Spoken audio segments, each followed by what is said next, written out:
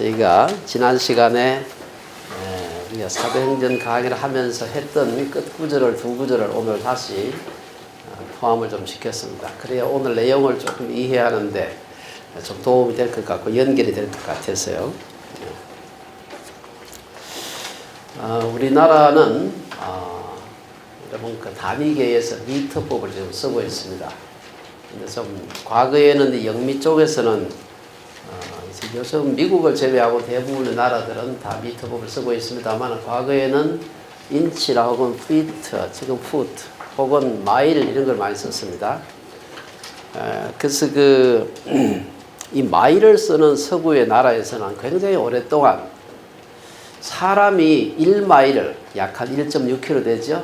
1마일을 4분 안에 주파할 수 있는가? 이게 굉장히 큰 과제였다 그래요. 그래서 그거는 인간의 체력으로는 도저히 불가능하다. 그러니까 아주 오랫동안, 굉장히 오랫동안 4분의 벽이라고 하는 것은 마의 벽이다. 그거는 인체로서는 불가능하다. 굉장히 오랫동안 그게 그런 생각을 해왔답니다. 근데 이 영국의 그 중거리 육상 선수인 베니스트라는 사람이 있어요. 라저 베니스트라는 사람인데 이분 아직 살아 계십니다. 80대 후반 지금 나이인데 이분이 젊을 때 9년 동안 얼마나 열심히 했겠습니까? 열심히 연습하고 1954년 5월 6일 날 영국 사람인데 옥스포드에서 열린 아마 1마일 달리는 경기에서 처음으로 인류 역사상 처음으로 3분 59.4초 이래가 4분벽을 처음으로 깼대. 수천 년 동안 인간은 1마일의 벽을 4분 안에 주파하는 것은 불가하다. 이게 계속해서 사람들의 상식이었고 그랬습니다. 근데 놀라운 것은 수천 년 동안 그렇게 내려온 고정관념인데 이것을 깬 그 라저 베니스트가 불과 46일 만에 그보다 조금 더 자기 기록을 자기가 깼어요. 뿐만 아니고 두 달 안에 16명이 전 세계적으로 아마 이렇게 공인된 그런 대회에서만 그렇게 했죠. 16명이 두 달 안에 소위 이걸 갖다가 이 이름이 있어요. 4-minute mile라 그래가지고 1마일을 4분 만에 뛰는 사람이 그 1에 뛰는 사람이 16명이나 생겼다. 그런 놀라운 얘기입니다. 도대체 무엇이 달라졌기에 인류 역사 이래로 수많은 사람들이 불가능하다고 생각했던 이 장벽을 불과 두 달 만에 16명이 깰 수 있었을까? 사실 달라진 것은 아무것도 없는 것입니다. 달라진 것이라고 한다면 사람들이 그전에는 불가능하다 생각하고 지레 아주 그냥 도전도 하지 않았던 것을 이 베니스트라는 사람이 도전해서 그걸 한번 깨고 나니까 그게 가능하구나 이래가지고 너도 나도 해봐가지고 무려 두 달 만에 16명이나 4분벽을 깼다 그런 얘기입니다. 저는 오늘 본문을 쭉 준비하면서 이 얘기가 제가 그 위키에서 찾아봤어요. 제가 찾아보니까 이 얘기가 오늘 이 본문 얘기하고 좀 통하는 점이 좀 있다 하는 생각이 들었습니다. 사실 예수님은 우리가 잘 아는 대로 사도행전 1장 8절에서 우리 흔히 말하는 지상명령 혹은 대비임령이라고 하는 것을 승천하시면서 마지막 유언으로 우리에게 주셨습니다. 예루살렘과 온 유대와 사마리아와 땅끝까지 이르러 내 증인이 되리라. 근데 그 말씀을 하시고 난 뒤에 오늘 우리가 읽었던 이 본문에 사도행전에 나오는 바울 일행의 제1차 전도 여행까지는 근 20년의 세월이 흐릅니다. 제자들은 예수님께서 참말을 하셨을 것이라 생각은 했지만 감히 그 예수님의 말씀하신 유언 혹은 그 분부가 어떻게 이루어질지에 대해서는 전혀 생각을 하지 않고 있었습니다.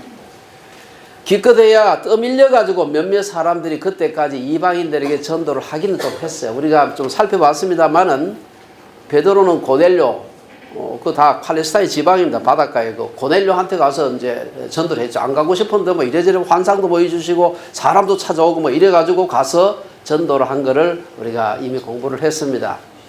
빌립이라는 사람은 에티오피아 그 내시에게 달려가가지고 가서 또 전도를 했는데 그것도 성령께서 특별히 어디로 가라 막 밀어가지고 사실 가서 전도를 했고 또 보면 그 헤롯이 야고보를 죽이고 초대교회 막 핍박이 났을 때 사람들이 뭐 잡아 죽이니까 있을 수가 없잖아요. 그래가지고 여기저기 흩어지다 보니까 사마리아도 가고 뭐 우리 안디옥 교회도 아마 시리아 안디옥 거기도 갔을 겁니다. 가가지고 복음을 전했는데 자발적으로 자기 발로 걸어가지고 복음 전하는 예수님의 그 분부를 이루기 위해 가지고 간 사람은 그때까지 없었습니다. 20년 동안 별로 없었습니다. 오늘 본문은 적극적으로 선교팀을 꾸려가지고 자발적으로 이방인들에게 전도하기 위해서 나아간 바울과 그 일행이 처음이었다는 사실입니다.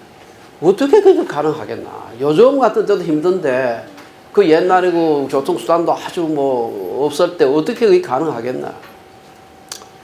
오늘 사도행전 13장에 들어와서 드디어 이 사도들 중에서는 이제 늦게 예수를 믿게 된 바울 일행이 예수님의 그 지상명령 분부를 이루기 위해서 첫걸음을 내딛습니다.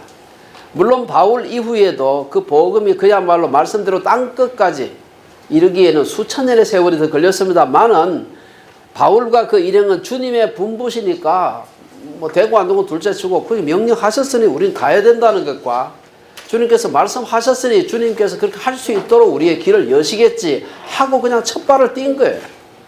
그래서 그 복음이 오늘 우리들에게까지 온 겁니다. 사분벽은 사람은 통과를 못해. 이렇게 하고 시도도 안 해보고 있었으면 아마 영원히 그 기름은 안 깨졌을 겁니다. 그런 순종과 믿음의 첫걸음이 복음을 땅끝까지 이르게 하는 출발점이 되었고 오늘 본문은 바로 그 첫걸음을 내딛는 현장에서 일어난 일을 소개하고 있습니다. 우리가 지난 시간에 40절, 41절은 사실 공부를 했습니다만은 오늘 이 말씀을 한번 보면서 42절 이하에 이어지는 말씀을 좀 생각해 봤으면 좋겠습니다. 앞에서 우리가 보았던 그 비시디아 안디옥의 회당에서 바울이 했던 설교지요. 그 설교를 지난 시간에 살펴봤는데 그 설교 끝에 이제 오늘 본문으로 포함해서 읽었는데 이 지난 설교에 보면 아주 중요한 전도 설교의 한 세 가지 요소가 들어있습니다. 첫째는 17절에서 22절에 보면 바울은 복음의 역사성을 강조하고 있습니다. 애굽의 종살이로부터 그 다윗까지 그리고 다윗의 후손에서 예수님 나셨다. 그 예수님 얘기하기 위해서 긴 얘기 한 2000년의 역사를 좌자작 훑어가지고 얘기하고 있습니다. 복음의 역사성. 두 번째는 이 긴 구약의 역사를 소개하면서도 구약의 역사 거기에 포커스를 맞추는 것이 아니라 예수 그리스도 다윗의 후손으로 오신 예수 그리스도가 그 초점에 있다는 사실입니다. 세 번째 이 바울은 전도 대상자들을 잘 알고 설교를 했다는 사실입니다. 바울의 청중들은 그 얘기를 듣고 있었던 사람들은 이미 구약의 얘기를 잘 알고 있었던 사람들이었습니다. 그 중에는 유대인들도 있었지만 유대교로 입교한 그런 개종자들도 있을 것이고 또 개종은 안 해도 유대인들이 여기저기 흩어져 가지고 율법을 자꾸 가르치고 얘기하고 하니까 아마 그 들어서 알고 있는 사람들이 있었을 것입니다. 오늘 바울은 그 사실을 근거로 해서 구약의 역사로부터 오늘 예수 그리스도를 소개하는데 흥미로운 것은 바울의 그 두 번째 전도 여행이 이제 그 오늘 첫 번째 전도 여행에서 이어서 나오는데 그때 바울의 긴 설교가 또 어디 나오는가 하면 사도행전 17장에 또 나와요. 그거는 아테네에서 한 설교입니다. 아테네 여러분 혹시 아테네 시가 가보셨습니까? 그 아크로폴리스라고 그 옛날 도시가 있는 데가 있어요. 파르테논 신전 밑에 거기가 아레오바고라고 하는 그런 요새 공원으로 되어 있습니다. 근데 거기에 뭐 연단도 없고 하니까 제 생각에는 큰 바위가 여기저기 흩어져 있는데 그 중에 비교적 높은 바위에 올라서 가지고 사람들 앞에 보이도록 해서 아마 떠들지 않았을까 생각을 합니다. 많은 아테네 사람들이 거기에 나와서 여러 가지 토론도 하고 논쟁도 하고 했는데 거기에 그 사람들에게 전도할 때는 그 사람들은 유대 역사 같은데 그렇게 잘 모르는 사람들이지. 거기에 보면 말을 어떻게 시작합니까? 사도행전 17장 22절에 보면은 아덴 사람들아 너희를 보니 범사에 종교심이 많다. 이래가지고 시작합니다. 왜냐하면은 지금도 아테네 구석구석 뒷골목에 가면 여기저기 조그만 신상들 많이 만들어 놨는데 그때는 아마 더 많이 만들어 놨던 것 같아요.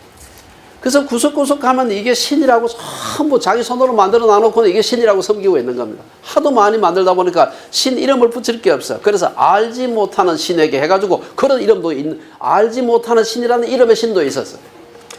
그래서 니들이 그 만들어 놓은 걸 가만히 보니까 그게 다 어떻게 그 우주를 만드신 하나님이 니네들이 만든 손으로 그렇게 신을 만들 수 있느냐. 그 하나님 내가 지금부터 소개하겠다. 이래가지고 하나님을 소개하는 겁니다. 오늘 본문에 나오는 구약의 배경을 잘 알고 있는 유대인 회당에서 할 때 하고 그냥 철학의 도시 아테네에 가서 하는 것은 전혀 내용이 다릅니다. 목적은 하나고 포커스는 하나지만 방법이 전혀 다르다는 사실입니다.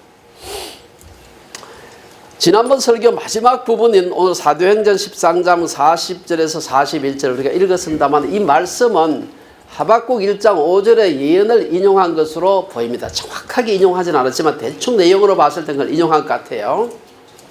여기에 보면은 하나님의 말씀을 멸시하는 자들은 어떤 재앙을 당한다 하는 것과 재앙에 대한 선포입니다. 물론 하박국서는 BC 한 7세기, 6세기 그때 바벨론의 침공에 예루살렘을 함락하기 조금 전에 살았던 곧바로 전 세기에 살았던 선지자이기 때문에 하박국이 예언할 때는 니네들이 그렇게 하나님 앞에 불순종하면은 하나님께서 바벨론을 들어서 너희들을 칠 것이다 라는 그 멸망의 예언을 했는데 이걸 오늘 여기서 인용하면서 너희들이 이 전하는 이 말씀을 안 받게 되면은 바벨론에게 예루살렘이 멸망한 것처럼 너희도 멸망을 당할 수밖에 없다는 그 얘기를 지금 오늘 하고 있는 것입니다.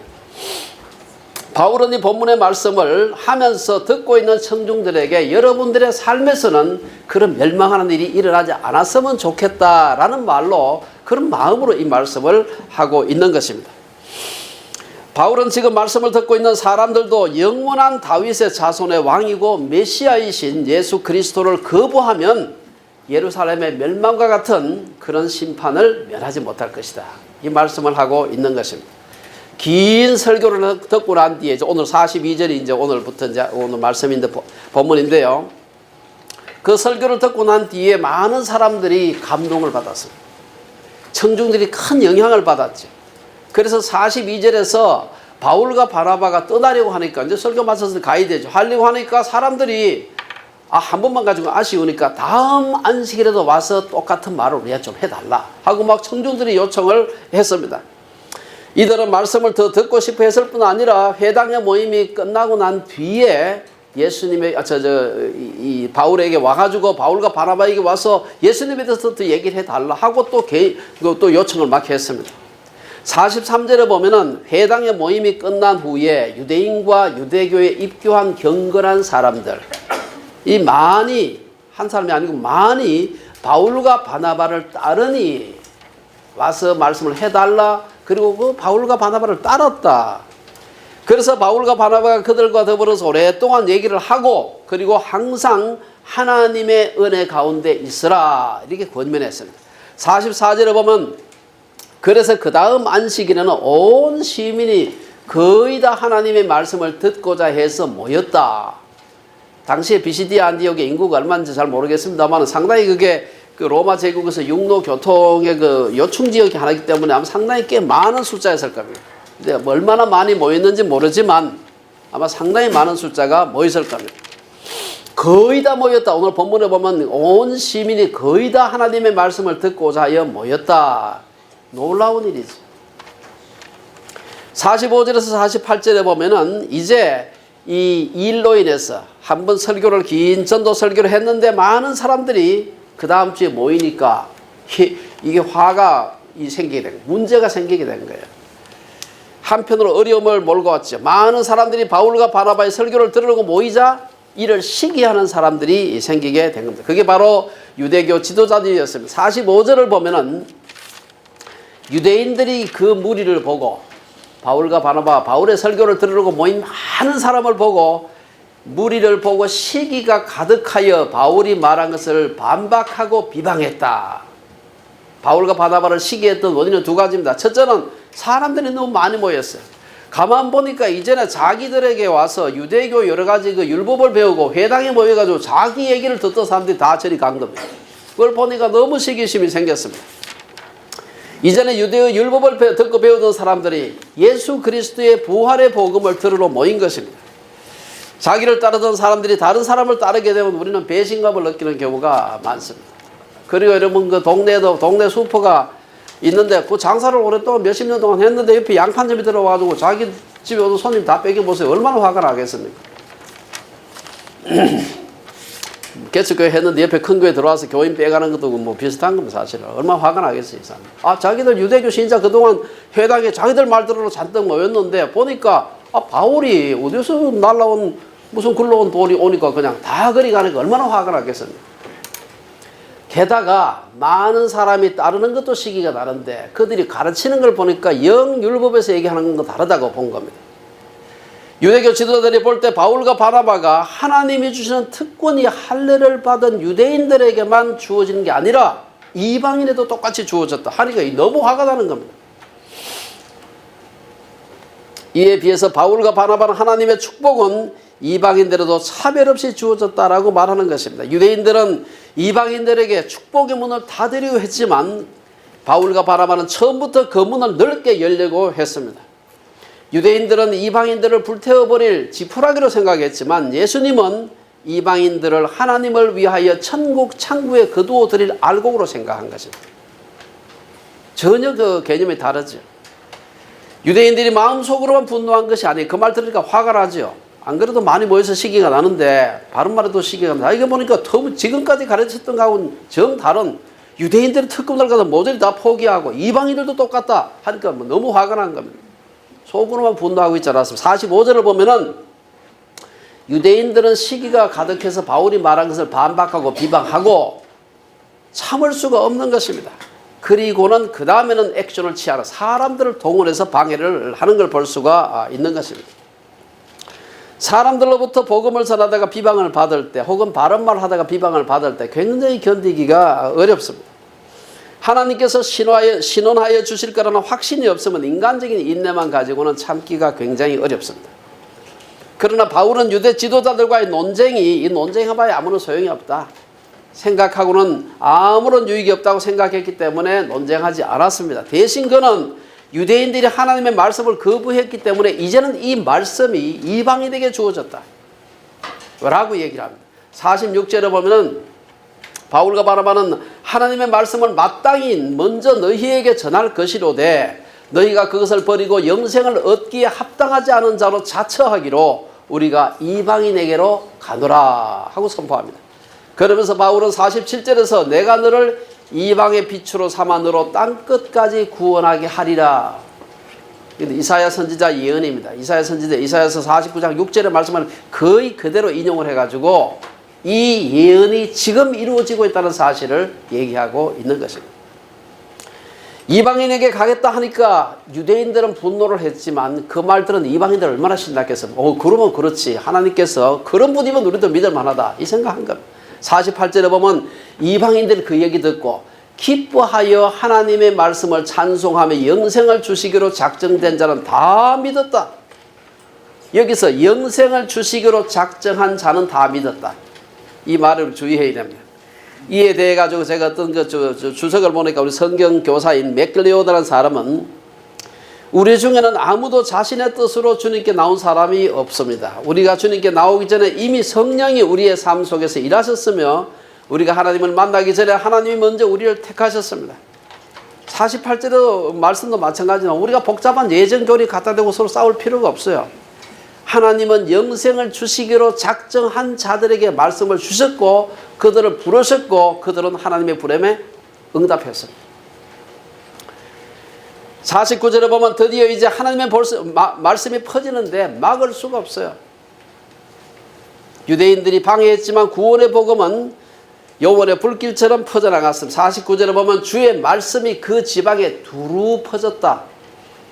그 동네만이 아니고 인근에 다 퍼졌다는 것입니다. 복음이 퍼지는 것과 비례해서 유대교 지도자들의 마음속에서는 시기심이 불일듯 일어났습니다. 그래서 50절에 보면 그들은 유대교 지도자들은 경건한 귀부인들과 그 시내 유력자들을 선동하여 바울과 바나바를 박해하게 하여 그 지역에서 쫓아냈다. 이런 말이 있습니다. 여기서 경건한 귀부인들이란 복음을 믿는 사람들이 아니라 유대교로 개종한 이방인들을 말합니다. 왜 유대인들이 경건한 귀부인들과 시내 유력자들을 선동했는지를 이해하려면 비시디아 안디옥에 대한 약간의 역사적인 배경을 살펴보는 것이 필요합니다. 우리 한번 지도 지금 준비가 되겠어요. 지도를 보겠습니다. 여기 보면은 1차 전도 여행이 노란색으로 했던 조세김. 저기서 보면은 우리 여기서 보면은 이제 안디오 처음 출발을 여기서 했다 그랬죠. 여기서 해서 실루기아로 와서 실루기아 항구입니다. 여기서 배를 타고 살라미, 구브로섬, 키프로스 섬으로 와서 육로로 바보까지 와서 여기서 박수 엘루마하고 한판 하고 다시 배를 타고 버가라는 데를 들러가지고 이제 요거지. 여기가 안디옥인데 요거는 비시디아 안디옥입니다. 여기는 이제 시리아 안디옥이고 여기는 비시디아 안디옥인데 오늘 사건은 여기서 일어난 사건입니다. 여러분께 요 안디옥이라고 하는 것을 보시면은 육로로 올 때는 이건 바닷가에 있는 항구 도시가 아닙니다. 이 육로로 보면 저 로마에서 올 때 육로에서 상당히 그 요충지가 되는 데입니다. 로마가 이제 모든 길이 로마로 통한다 했지. 로마의 큰 길이 나 있는 로마 제국을 다스리기 위해서 중간중간에 요충지를 도는데 이 요충지에 그래서 사람이 상당히 많이 살고 있었고요. 그 다음에 여러 민족들이 섞여서 살고 있었습니다. 뭐 로마인도 있었고 헬라인도 있었고 유대인도 있었고 본토인이 부르기아인인데 부르기아인도 거기 있었고 이 사람들이 뭐 그 외에 또 여기저기 온 사람 섞여 살고 있었을 것입니다. 여러 교통의 요충지가 되고 군인들도 지나가고 상인들도 지나가고 여러 민족들이 섞여 있기 때문에 굉장히 그 일반적으로 성도덕이 문란하고 그렇습니다. 그래서 그 성도덕이 문란해지고 부부간의 관계가 깨어지고 하는 일이 많으면은 1차적으로 피해가 여자들이 피해를 받습니다. 그런데 이렇게 문란한 그런 동네에서 유대교를 가만히 보니까 거기 보니까 굉장히 그 부부간의 그 관계도 굉장히 그 깨끗하고 성적인 도덕에 대해서 수준이 굉장히 높고 해서 여자들이 굉장히 많이 끌렸다. 이렇게 우리가 생각해 볼 수가 있습니다. 부녀자들이 보기에 유대교는 높은 윤리 수준을 갖고 있었고 부부생활의 순결성을 강조했기 때문에 유대교 회당에는 많은 부녀자들이 모여들었다고 생각할 수 있습니다. 이들 중에 많은 부녀자들은 그 남편들이 상당히 아마 그 지역의 고관으로 있었던 그런 사람도 있었을 것입니다. 그래서 자기 남편을 설득해서 그들을 유대교로 아마 개종하게 했고 개종한 이들의 남편 중에는 상당히 사회적으로 높은 지위 혹은 유력한 자들이 있었지 않았을까 생각해 볼 수 있습니다. 바울과 바나바의 전도를 못마땅하게 생각한 유대교 지도자들은 결국 유대교로 개종한 경건한 귀부인들과 오늘 본문을 보면 그 시인의 유력자들을 선동하여 바울과 바나바를 박해하고 쫓아냈다. 이런 말이 나와요. 근데 흥미롭게도 52절을 보면 이렇게 안디옥으로부터 쫓겨나면서도 우리말로 쫓겨나는 주제에 쫓겨나면서도 제자들은 기쁨과 성령이 충만했다. 여러분 쫓겨나는 게 뭐 기분 좋은 경험이 아닙니다. 이게 제자들은 기쁨과 성령이 충만했다. 진리를 전하다가 온갖 박해와 반대를 받고 쫓겨났는데 어떻게 그럴 수 있을까? 이는 바울과 바나바 그 일행들이 유대교 지도자들의 방해에도 불구하고 이렇게 방해를 했는데도 예수를 믿는 사람들이 많이 생긴 겁니다. 그게 너무 기뻐. 예수를 믿게 된 사람들이 많이 생긴 것 자체가 너무 기쁘고요. 또 이 바울과 바나바는 자기들이 쫓겨나지만 우리가 쫓겨나는 게 아니라 하나님께서 우리를 딴 곳으로 옮기신다. 이렇게 생각한 겁니다. 이 보는 관점에 따라서 이게 전혀 쫓겨났다. 이게 너무 기분 나쁘잖아요. 그게 아니고 하나님께서 우리를 이제 여기 사역 다 했으니까 동네를 좀 옮겨라. 하나님의 사인으로 본 것입니다. 예수님의 참된 제자들은 복음을 전하다가 환난과 핍박을 당하는 것을 영광으로 생각했기 때문에 기쁨과 성령이 충만할 수가 있었던 것입니다. 우리는 여기서 그리스도를 따르는 제자로서 마땅히 가져야 할 중요한 자세를 배울 수 있습니다. 그것은 복음을 전하는 사람은 누구나 비난받을 각오를 하고 있어야 한다. 우리의 선생이요 주가 되신 예수님도 그러하셨습니다. 누가복음 2장 제가 가끔 인용하는 말씀인데 보면은 누가복음 2장에 보면은 예수님이 태어나시고 얼마 안 돼서 할례받으러 예루살렘 성전에 올라갔을 때 시몬이라는 연세가 많은 할아버지가 예수님에 대해서 이 마리아의 품에 안겨 있는 예수님에 대해서 이 예언을 하는 게 있어요. 거기 보면은 시몬이 그들에게 축복하고 요셉, 마리아, 예수님 축복하고 그의 어머니 마리아에게 말하여 이르되 보라 이는 이스라엘 중 많은 사람을 패하거나 흥하게 하며 비방을 받는 표적이 되기 위하여 세움을 받았다. 예수님 왜 오셨느냐? 비방의 표적이 되도록 하기 위해서 오셨다. 엄마의 마음이 어땠을지 모르겠어요. 예수님은 사람들을 구원하기 위해 오셨지만 다른 말로는 많은 사람들에게 비난받기 위해서 오셨다. 그랬습니다. 저는 지난 40년 동안 세계관 운동하고 창조론 운동을 하면서 많은 사람들에게 칭찬도 많이 들었지만 비난도 엄청나게 많이 들었습니다. 칭찬하는 사람들도 제가 뭘 잘못하는지 잘 몰라가지고 칭찬하는 거지만 비난하는 사람들 중에도 말도 안 되는 제가 하지도 않은 말을 가지고 막 지어내가지고 비난하는 사람들도 꽤 있었습니다. 물론 비난하는 사람들 중에는 제가 실제로 뭐 행동을 무례하게 했거나 너무 이기적이거나 혹은 막 말 실수를 해가지고 제 잘못으로 생기는 비난도 상당히 많았어요. 많지만 그 중에 또 어떤 것은 그걸 어떻게 지어냈을까 싶은 그런 말을 가지고 막 비난하는 사람도 있었습니다. 근데 제가 많은 칭찬과 비난을 경험하면서 배운 것은 우리가 살아가면서 비난은 피할 수가 없다. 칭찬은 걱정할 필요 없어요. 들어도 별 기분이 안 나쁘니까. 그러나 비난을 어떻게 핸들링 하느냐 하는 것이 우리의 삶의 퀄리티에 굉장히 중요한 영향을 미치고 행복감에 막 욕먹으면서 이렇게 행복한 사람은 세상에 존재하지 않기 때문에 이럴 때 큰 위로가 되는 그 말씀이 바로 예수님의 그 말씀입니다. 여러분 너무 잘 아는 거 요한복음 14장, 누가복음 6장 말씀들을 보면요. 이 말씀이 얼마나 우리에게 위로가 되는지 모릅니다. 예수님은 누가복음 6장에서 뭐라고 해요? 6장 26절에서 모든 사람이 너희를 칭찬하면 뭐가 있다? 화가 있다. 화가. 예. 모든 사람이 너희를 칭찬하면 화가 있도다. 그들의 조상들이 거짓 선지자들에게 이와 같이 하였느니라. 우리가 모든 사람에게 칭찬을 받으려고 한다면 그것은 하나님의 뜻이 아니라는 것입니다. 그런 사람들을 가리켜서 예수님은 거짓 선지자다. 거짓 선지자라고 하는 사람은 날마다 거짓말만 하는 사람이 아니에요. 그들은 참말도 참말처럼 하지만 거짓말도 참말처럼 하는 사람들이에요. 예수님은 모든 사람에게 칭찬받지 않으려고 하셨기 때문에 죽임을 당하신 것입니다.